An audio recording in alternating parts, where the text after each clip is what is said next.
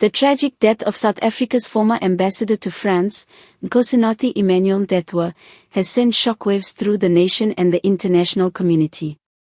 Found lifeless on September 30, 2025, at the Hyatt Regency Paris Étoile hotel, Mthethwa's demise was initially suspected to be a suicide after he fell from the 22nd floor. However, recent revelations have cast a shadow of intrigue over the circumstances surrounding his death. Reports indicate that Julius Malema's number was found on Mthethwa's phone minutes before the incident, prompting questions about the nature of their relationship and whether Malema could be a person of interest in the ongoing investigation. French authorities confirmed that Mthethwa's phone was not found in the nearby Bois de Boulogne park, as initially reported by some media outlets. Instead, it was discovered within the hotel premises, aligning with the timeline of his last known movements. The South African government has since dispatched a team from the South African Police Service to assist in the investigation, emphasizing the seriousness with which they are approaching the matter. The revelation that Julius Malema's number appeared on Mthethwa's phone minutes before his death has intensified public scrutiny.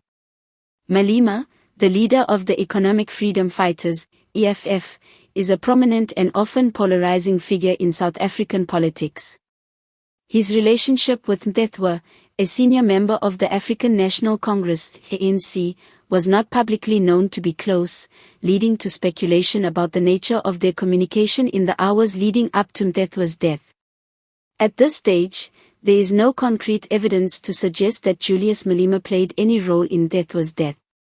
The mere appearance of his number on Mthethwa's phone does not, in itself, establish any wrongdoing. However, given the high-profile nature of both individuals and the circumstances surrounding Mthethwa's death, it is imperative for investigators to thoroughly examine all leads. This includes analyzing the content of any communications between the two, the timing of their interactions, and any potential motives that could have influenced their relationship. Malema's recent legal troubles, including a conviction for hate speech in August 2025, have added another layer of complexity to the situation. While these issues are unrelated to Mthethwa, they contribute to the heightened public interest in any developments connecting the two figures. The media has been abuzz with speculation regarding the connection between Malema and Mthethwa. Social media platforms, in particular, have seen an influx of theories and conjecture, with some users suggesting that the two may have had a clandestine relationship or that their communication was politically motivated. However, it is crucial to approach such speculation with caution. Without verified information, these theories remain unfounded and potentially harmful. Investigative journalists and political analysts have called for transparency and a thorough examination of all evidence. They emphasize the importance of allowing the investigation to proceed without interference and urge the public to refrain from jumping to conclusions based solely on circumstantial information. In any investigation, especially one involving high-profile individuals, it is essential to adhere to principles of due process.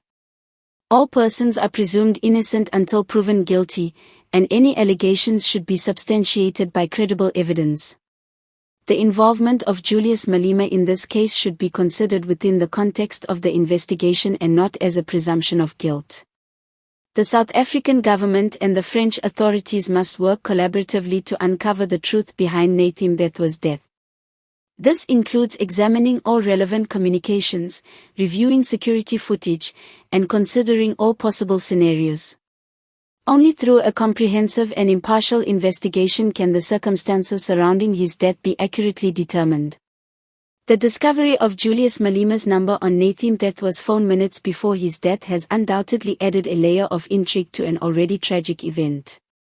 However, it is imperative to approach this information with caution and allow the ongoing investigation to unfold.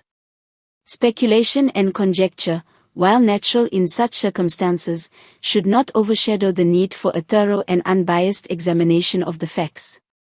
As the investigation progresses, it is hoped that clarity will emerge, providing answers to the many questions surrounding this incident and ensuring that justice is served.